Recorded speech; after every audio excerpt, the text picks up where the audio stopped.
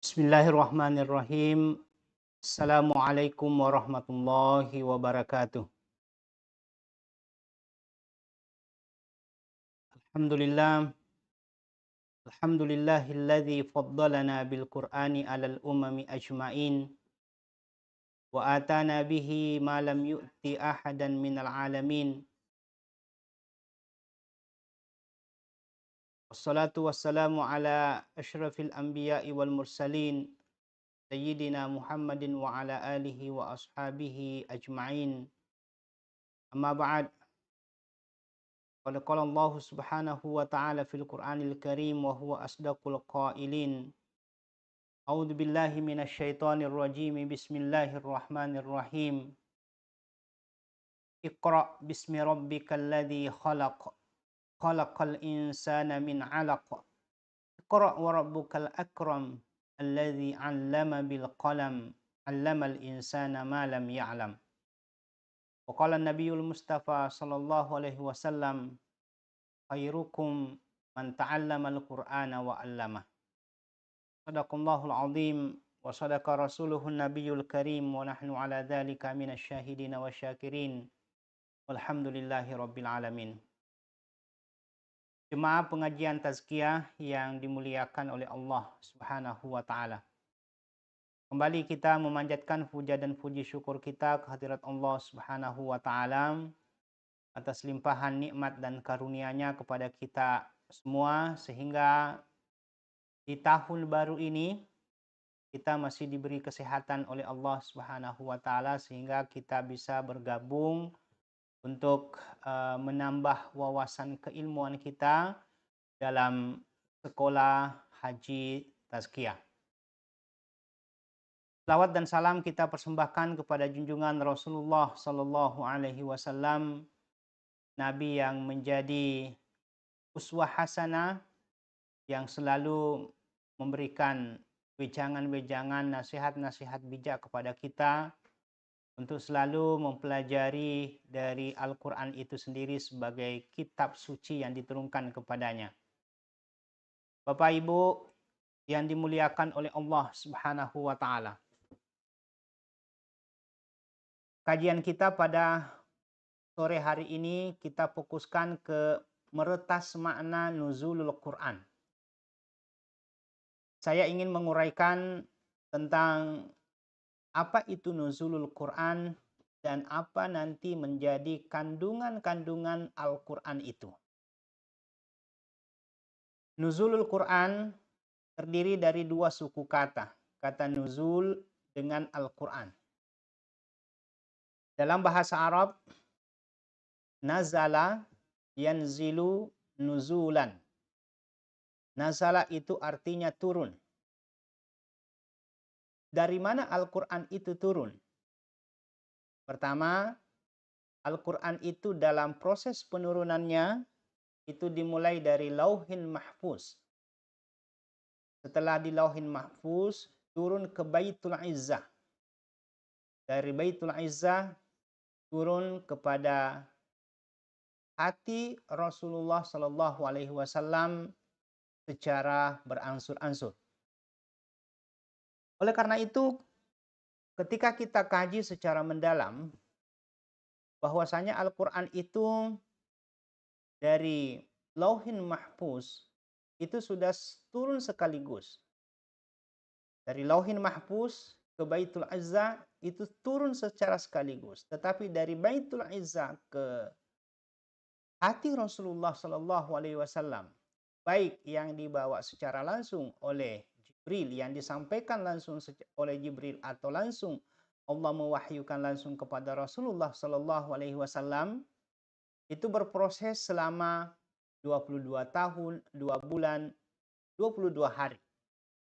Ada yang mengatakan bahwa pas 3 tahun, pas 23 tahun. Dari mana cara menghitungnya?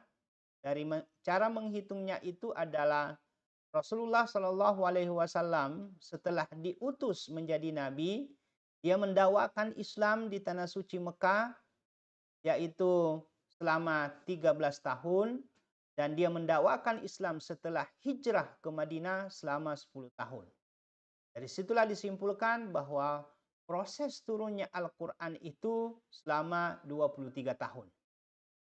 Hadirin yang dimuliakan oleh Allah Subhanahu wa taala, Al-Quran yang selama ini kita pahami adalah dari kata qara'ah.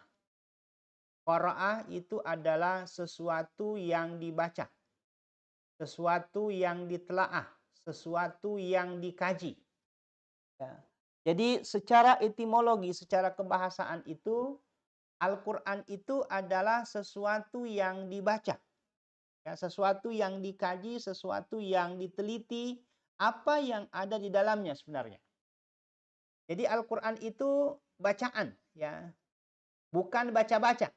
Ya, inilah yang selalu saya mau luruskan kepada jemaah sekalian, karena sebahagian kita menjadikan Al-Quran itu sebagai baca-baca. Ya, ada yang merobek Al-Quran, simpan di bawah bantalnya.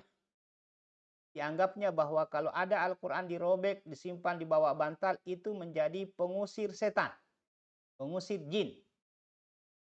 Ada orang yang merobek Al-Quran, simpan dengan uangnya. Dikiranya kalau ada uang yang disimpan bersama dengan Al-Quran, itu tidak disantrongi maling. Ada juga sebahagian, khususnya yang anak-anak muda, merobek Al-Quran, simpan Al-Quran di dalam dompetnya. Dikiranya Al-Quran itu sebagai jimat-jimat, baca-baca yang bisa menggait cewek-cewek cantik. Ini adalah pemahaman yang keliru terhadap Al-Quran. Ya, bahwa jangan kita memperlakukan Al-Quran itu hanya sekedar jampi-jampi, hanya sekedar baca-baca saja. Tetapi pada hakikatnya Al-Quran itu mau dibaca, mau ditelaah, mau dipahami apa yang sebenarnya yang kita baca itu. Ya, ini nanti yang menjadi persoalan-persoalan yang ada di dalam masyarakat kita. Yang memahami Al-Quran itu hanya sekedar baca-baca. Ya, dan ini perlu ada nanti pola pikir kita menyikapi dari Al-Quran kita. Ya, terlalu bukan berarti bahwa Al-Quran itu tidak boleh dijadikan sebagai jampi-jampi, bukan. Ya, karena kalau kita mengikuti Rasulullah Sallallahu Alaihi Wasallam, Rasulullah Sallallahu Alaihi Wasallam itu di dalam mengobati orang yang sakit, ya terkadang diajarkan yaitu membaca surah-surah tertentu dari Al-Quran. Ya, bahkan pernah Rasulullah Sallallahu Alaihi Wasallam yaitu mengajarkan bahwa ketika ada orang yang sakit, terutama misalnya sakit kepala, cukup membaca yaitu surah Al-Fatihah. Ya, karena memang sekali lagi bahwa Al-Quran itu bisa juga menjadi obat, bisa menjadi syifa. Ya, tetapi intinya adalah jangan nanti kita jadikan Al-Quran itu hanya sekedar ya yang saya sebutkan tadi baca-baca saja. Ya, dan seterusnya.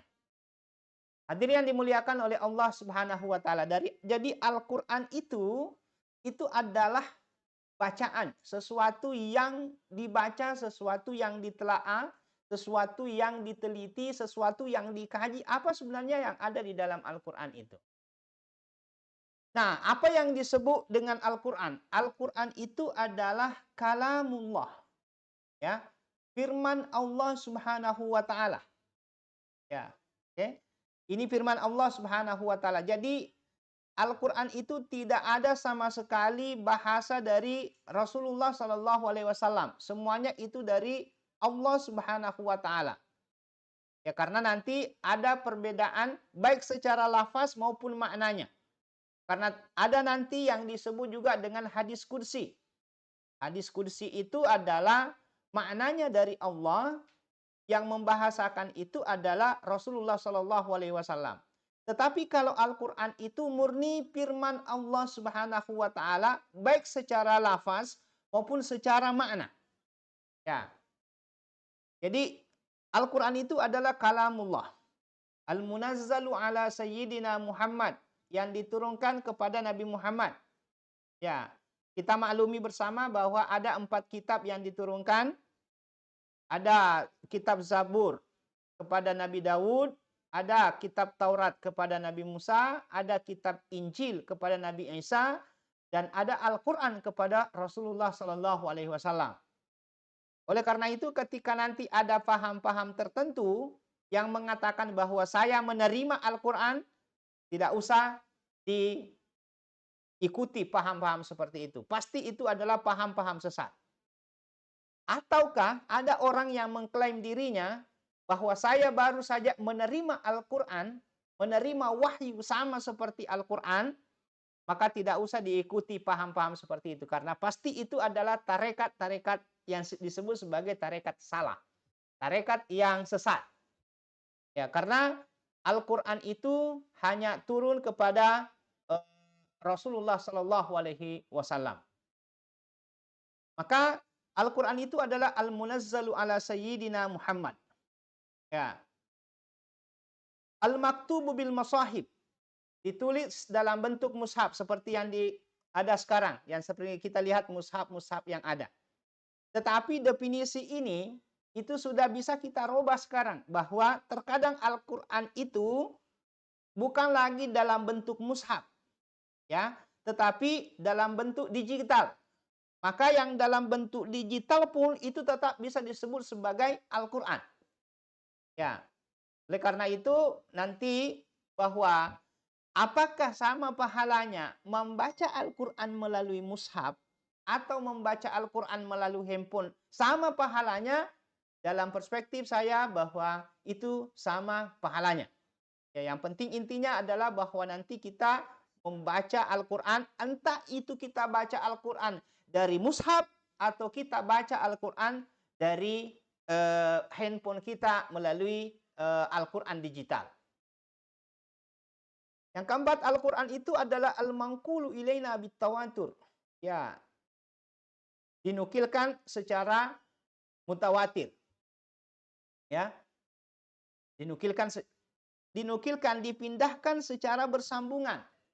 Ya, jadi apa yang Al-Quran yang kita baca hari ini itu persis sama seperti yang dibaca oleh Rasulullah Shallallahu Alaihi Wasallam. Rasulullah Shallallahu Alaihi Wasallam memperdengarkan kepada sahabatnya, sahabat memperdengarkan kepada tabi'in, tabi'in memperdengarkan kepada tabi'in, sampai generasi kita sekarang. Dari apa yang kita baca dari itu adalah sama seperti yang pernah dibaca oleh Rasulullah Shallallahu Alaihi Wasallam. Dan inilah bukti keotentikan dari Al-Quran itu.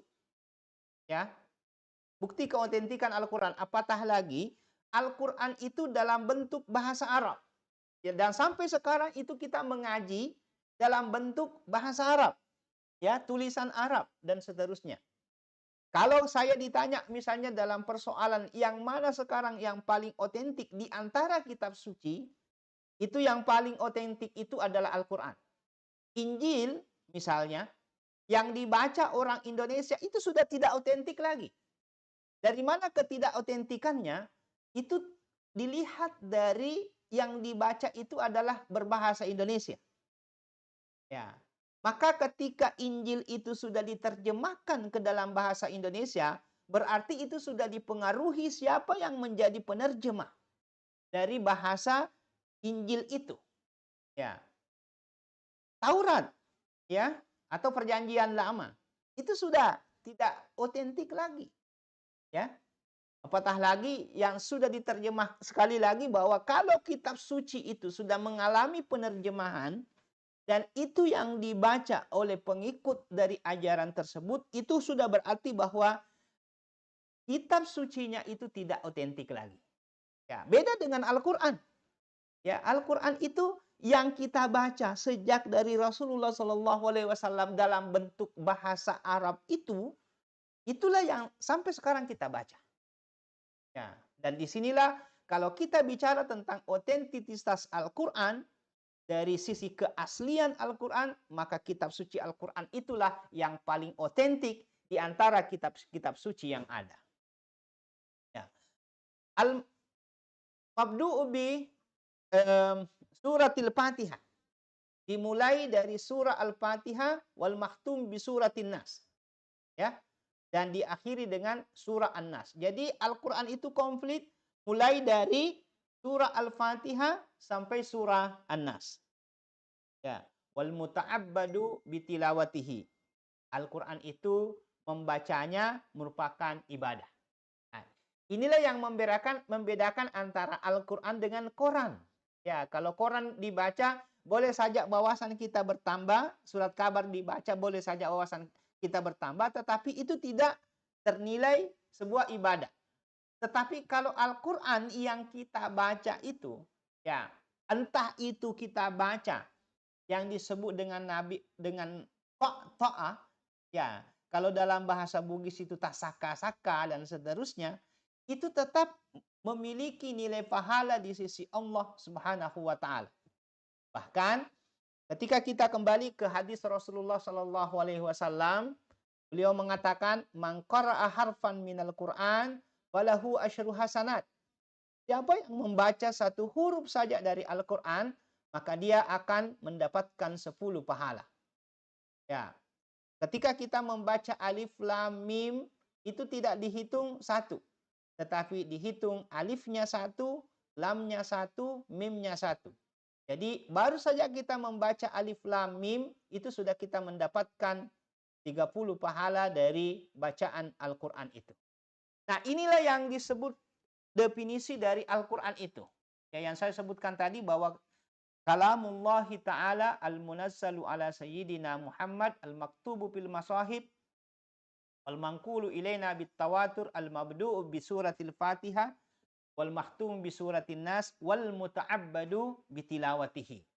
Ya, ini konsep awalnya dulu. Mesti kita pahami secara lebih mendalam tentang Al-Quran. Kapan ini keluar dari definisi yang itu tidak disebut sebagai Al-Quran. Nah, Al-Quran itu apa sebenarnya kandungan yang ada di dalamnya? Ya, ada 5 hal yang dikandung dari Al-Quran itu. Yang pertama adalah mengandung tentang persoalan ibadah. Ya. Al-Quran itu pertama adalah mengandung persoalan akidah. Al-Quran itu mengandung tentang bagaimana cara kita mempercayai Allah Subhanahu wa taala.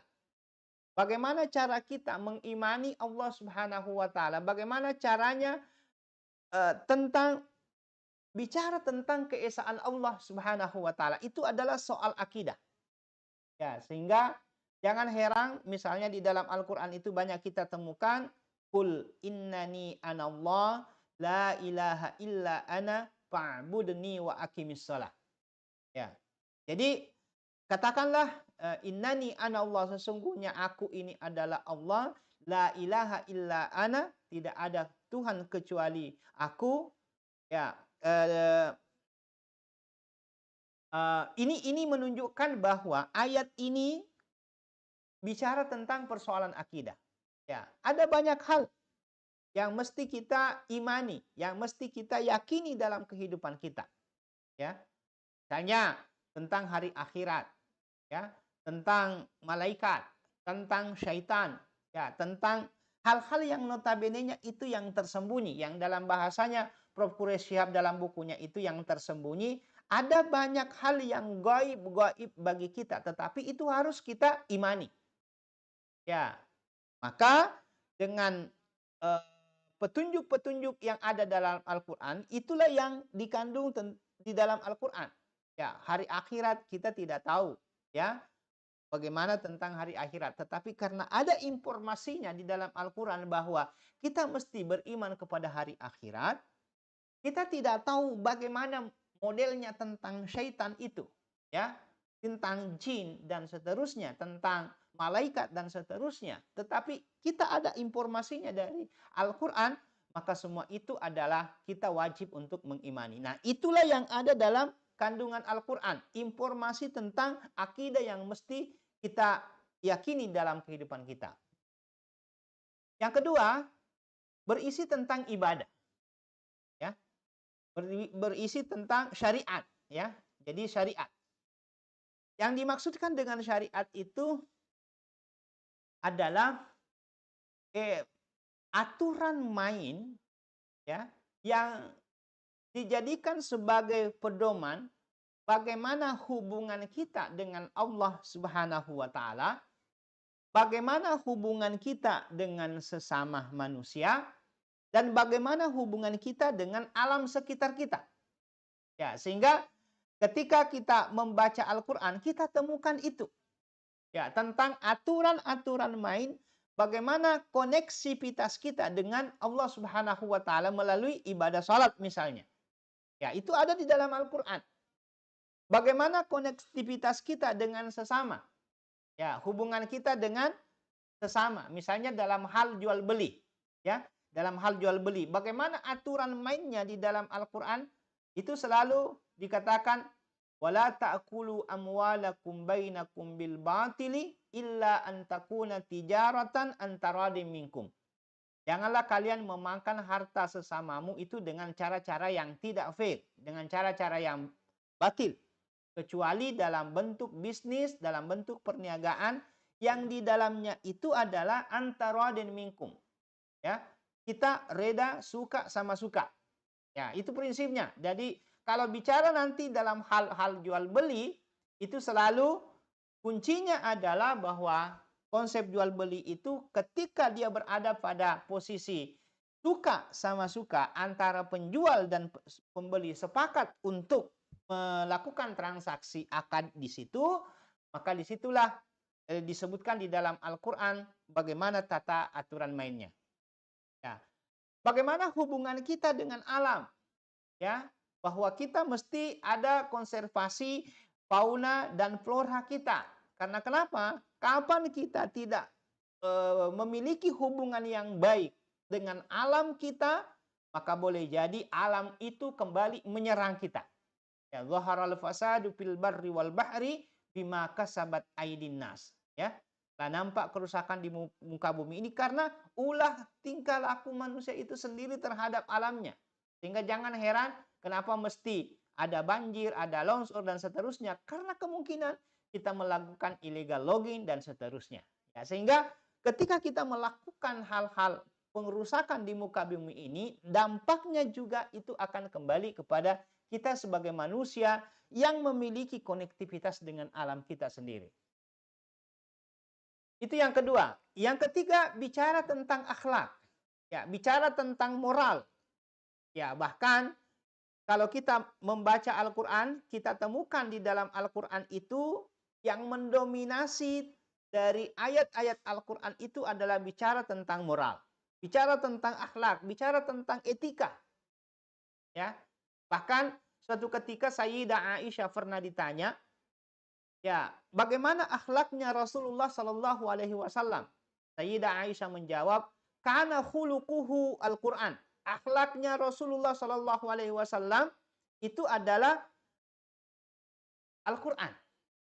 Ya, jadi kalau bapak-bapak, ibu-ibu, jemaah sekalian mau mencari bagaimana format-format akhlak, bentuk-bentuk akhlak, ya bacalah Al-Quran. Anda temukan banyak sekali akhlak yang ada di dalam Al-Quran itu. Ya, saya contohkan misalnya di dalam Al-Quran di dalam surah Luqman. Misalnya Allah Subhanahu wa taala berfirman, "Wala tusair haddaka linnas." Ya, janganlah engkau palingkan mukamu ketika berkomunikasi dengan orang. Ya, jangan kita begini. Ya, kalau kita berkomunikasi, jangan kita begini karena orang bisa tersinggung. Ya, wala tamshi fil ardi maraha.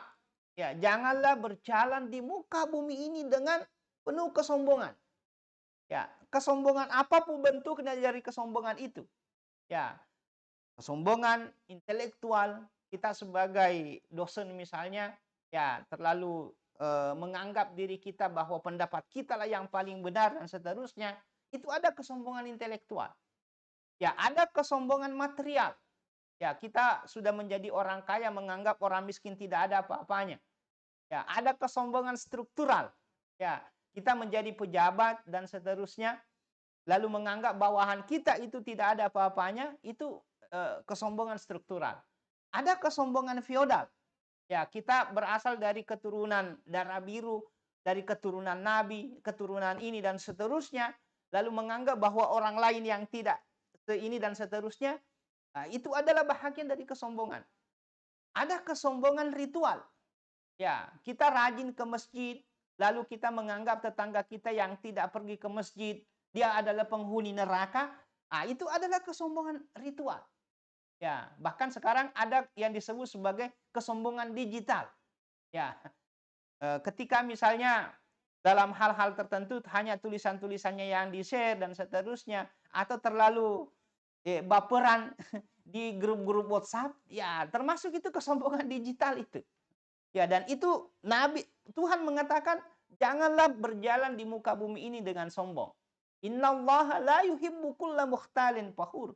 Sesungguhnya Allah itu tidak menyukai orang-orang yang menyombongkan diri lagi angkuh. Ya. Bahkan di dalam ayat itu disebutkan, misalnya di lanjutan ayat itu dikatakan bahwa waqsid fi masyika. Ya, sederhanalah dalam berjalan. Ini kan etika ini. Jangan terlalu cepat, jangan juga terlalu lambat. Ya, itu kan yang disebut sederhana seperti itu. Kenapa? Kalau Anda terlalu cepat, boleh saja Anda menabrak orang. Tetapi ketika Anda terlalu lambat, kemungkinan besar Anda ditabrak orang. Ya. Maka dikatakan waqsid fi masyika waghdud min sautika, dan rendahkanlah suaramu. Jangan terlalu keras karena boleh jadi orang itu tersinggung dengan suara keras kita, tetapi jangan juga terlalu kecil. Boleh jadi orang tidak mendengar dari apa yang kita ucapkan. Ya, inna angkaral aswati la sautul hamir. Sesungguhnya sejelek-jelek yaitu suara adalah suara keledai. Ya, ini perumpamaan. Kenapa suara keledai itu dianggap oleh Nabi, oleh Al-Quran itu sebagai sejelek-jelek suara? Karena keledai itu nanti dia bersuara ketika dia lapar. Ya, dan suara keledai itu suara yang tidak jelas. Ya, kalau kambing terdengar mengembek. Ya, kalau kuda meringkik. Ya, kalau yang lain kucing kedengaran dari suaranya. Tetapi kalau keledai itu adalah tidak jelas.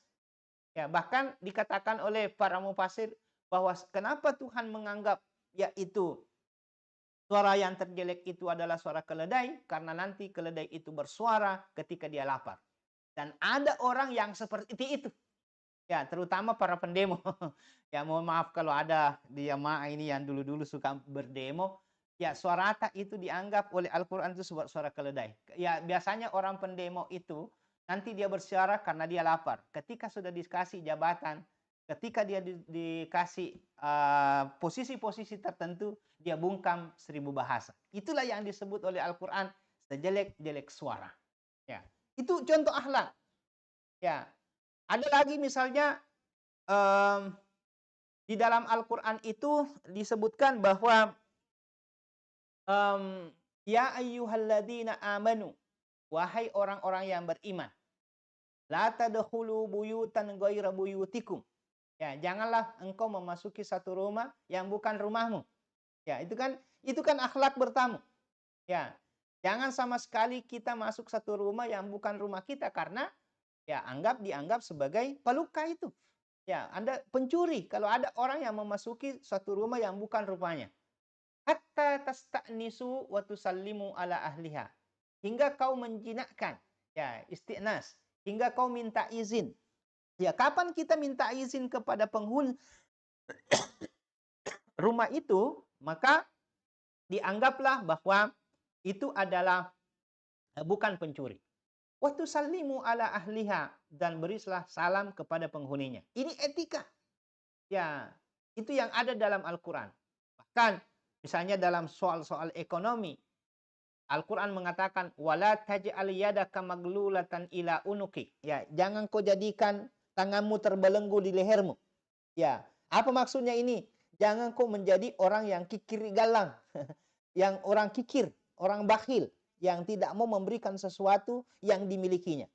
Tetapi Al-Quran mengatakan wala tabsutha kullal basti, tetapi jangan juga terlalu menghamparkan tanganmu begini. Jangan juga terlalu dermawan sekali. Ya, dalam artian apa yang Anda miliki Anda kasih semua orang. Enggak seperti itu juga konsepnya.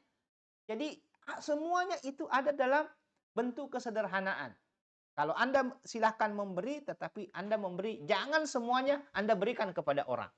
Ya, itu akhlak. Dan kalau kita baca sekali lagi Al-Quran, itu banyak sekali contoh-contoh akhlak yang diajarkan oleh Al-Quran itu sendiri. Itu yang ketiga. Yang keempat, Al-Quran itu berisi tentang cerita-cerita masa lalu. Ada cerita tentang umat-umat terdahulu, ya ada cerita Nabi Musa, ya para nabi, ada orang-orang tertentu, ya ada Zulkarnain, ada cerita Ya'juj wa Ma'juj, ada ceritanya Habil dan Qabil, ada cerita Fir'aun, dan yang paling mendominasi itu adalah ceritanya Nabi Musa dengan Fir'aun. Itu bahkan hampir setiap surah itu disebutkan di dalam Al-Quran. Bahkan ada sebuah cerita yang paling enak dibaca. Kalau bapak-bapak suka membaca novel dan seterusnya, atau Anda mau ini, satu saja surah saya sarankan. Coba baca surah Yusuf. Ya, dan itulah surah Yusuf, surah yang paling lengkap mengisahkan tentang kisahnya Nabi Yusuf sampai akhir. Ya, kalau kisahnya Nabi Musa itu terpecah-pecah dalam berbagai surah. Ya, ceritanya Nabi Ibrahim terpecah-pecah dalam berbagai surah. Tetapi kalau kita mau membaca tentang sejarah Nabi Yusuf, kita baca surah Yusuf itu, ya, dan kita terdecak kagum dengan surah Yusuf itu. Ya, yang sekali lagi bahwa kemungkinan ketika kita membaca surah Yusuf dan kita ulangi kembali, kita bisa memetik hikmah-hikmah yang lain dari surah Yusuf itu. Ya, bahkan surah Yusuf itu ketika kita baca, ya kita temukan di situ sosok yang ya disebut di dalam Al-Quran itu adalah pemuda yang sangat ganteng, nabi yang sangat ganteng dan seterusnya. Dan itu pemuda itu adalah orang yang menjaga kehormatannya, menjaga dari dirinya untuk tidak terjebak ke hal-hal yang notabene-nya bisa menjerumuskan ke dalam kubangan dosa dan pelanggaran. Coba kita membaca dengan baik surah Yusuf itu. Kita temukan di situ beberapa hikmah-hikmah yang cukup mendalam. Yang terakhir, bahwa isi Al-Quran itu adalah janji dan ancaman. Ya, kalau ada fa'amma man a'ta wattaqa wa saddaqa bil husna fasanuyassiruhu lil yusra.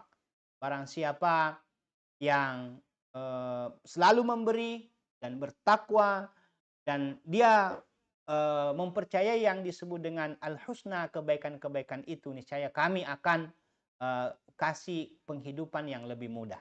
Sebaliknya,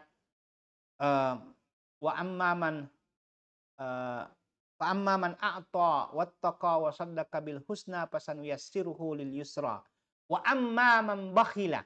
Ya, barang siapa yang bakhil, wastagna, dan merasa dirinya serba cukup, tidak membutuhkan orang lain, wa kadzdzaba bil husna, dan mendustakan kebaikan-kebaikan itu, fasanuyassiruhu lil usra, maka akan kami bawa dia ke penghidupan yang lebih sulit.